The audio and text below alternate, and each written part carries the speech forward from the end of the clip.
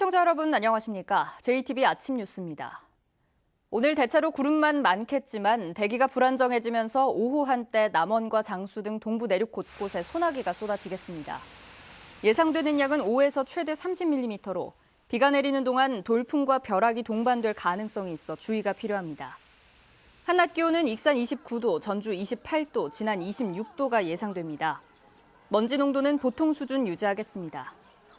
당분간 기온은 평년과 비슷하겠고 토요일 오후엔 비 소식이 있습니다.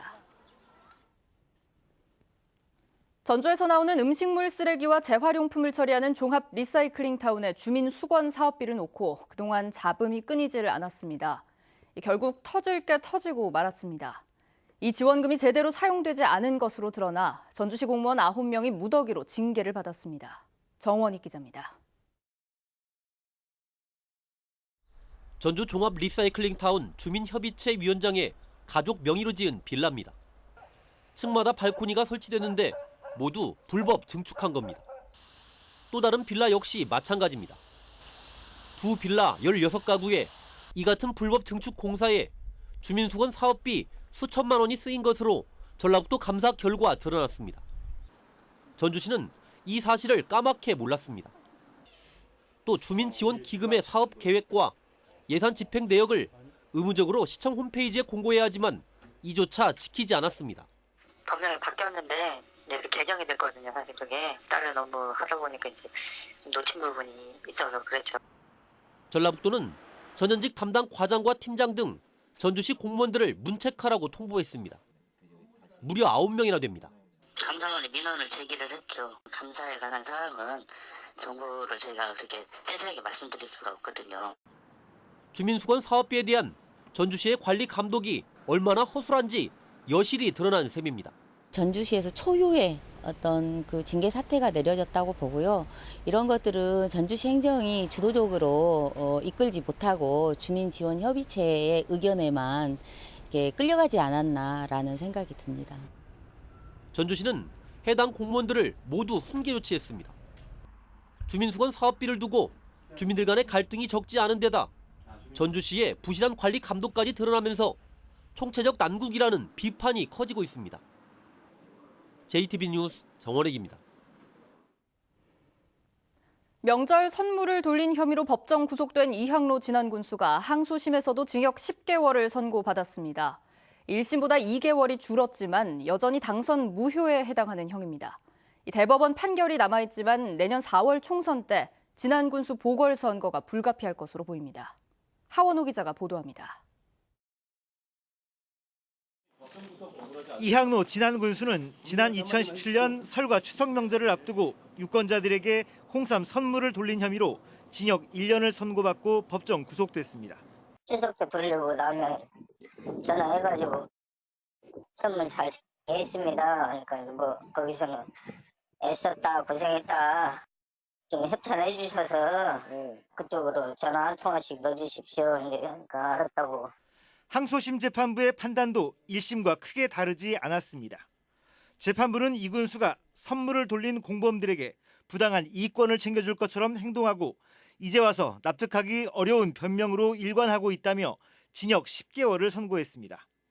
다만 2017년 설 명절에 선물을 돌린 혐의에 대해서는 증거가 충분치 않다며 무죄를 선고하고 2개월을 감형했습니다.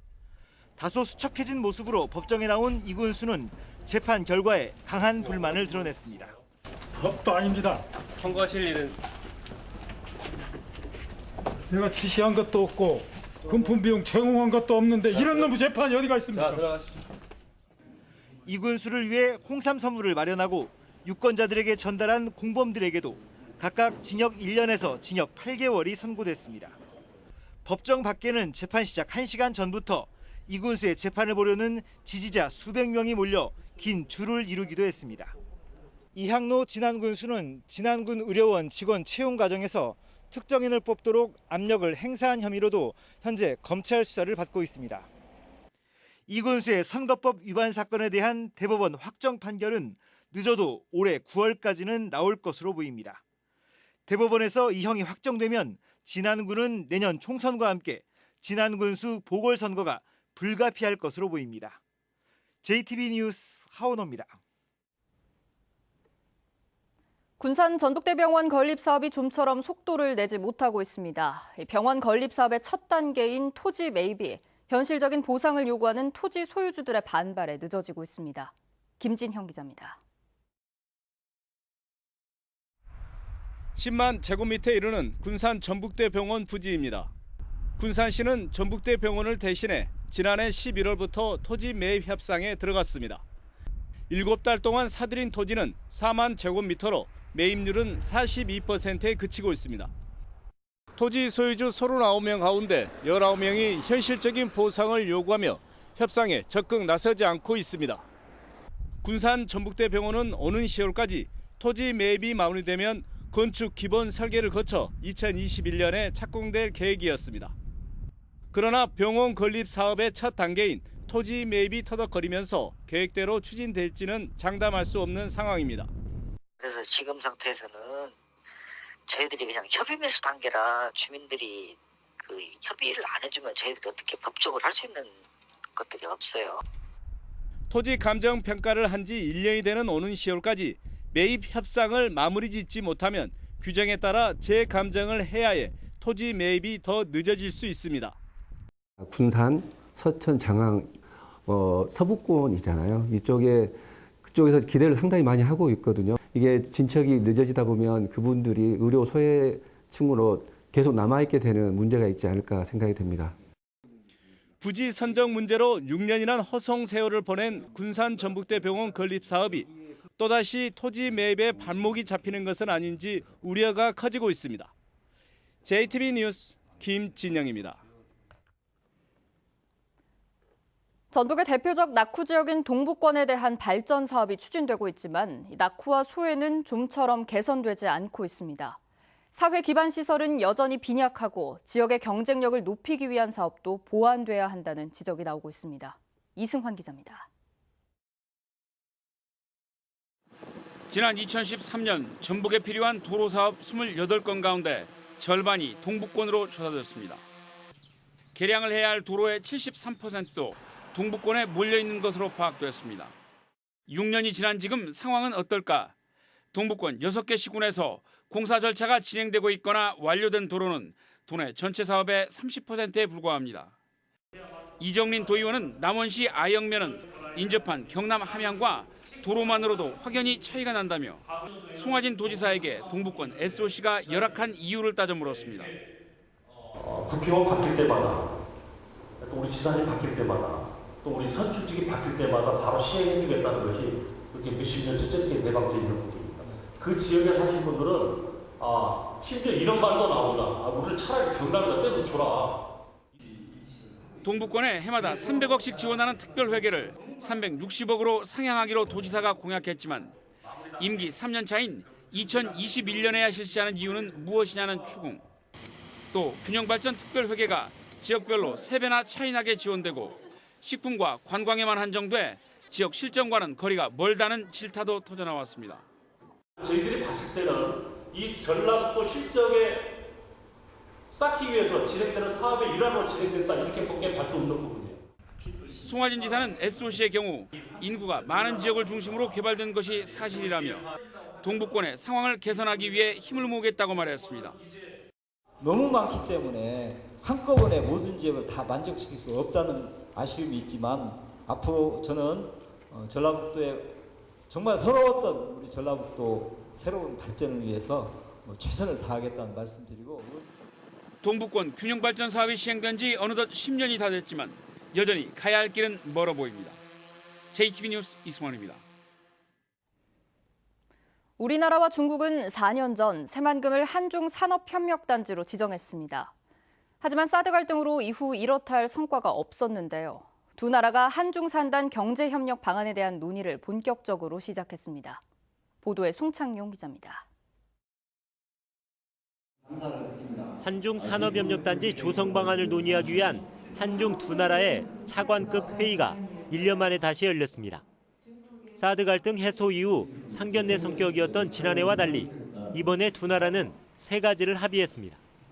한중 두 나라는 코트라와 중국 투자촉진국 간 실무협의체를 구성하고 한중 산단 경제협력 방안 공동연구 보고서를 작성하기로 했습니다. 또 오는 9월에 새만금에서 열리는 제2차 한중산단 협력 교류회를 지원하기로 합의했습니다. 새만금에 좀 상무부 쪽에 차관급이 좀 와서 좀 행사에 대한 의미도 좀 부각시켜주고 협력할 수 있는 모델을 좀 만들어보자는 게 저희 취지거든요. 한중산단으로 지정된 새만금에는 중국 중앙정부뿐만 아니라 지방정부까지 높은 관심을 보이고 있습니다. 전라북도와의 자매결연 25주년을 기념해 지난달 방문한 중국 장수성 당서기는 새만금에 대한 투자에 관심을 나타냈습니다. 一起来推动合作，促进经济上的共同发展，推动文化上的交流，推动旅游上的合作。 송하진 도지사는 다음 주에 장수성을 답방해 중국 기업의 투자를 요청할 계획입니다. 사드 갈등으로 지난 4년 동안 답보 상태에 머물렀던 새만금 한중산단이 다시 기지개를 펼 준비를 하고 있습니다.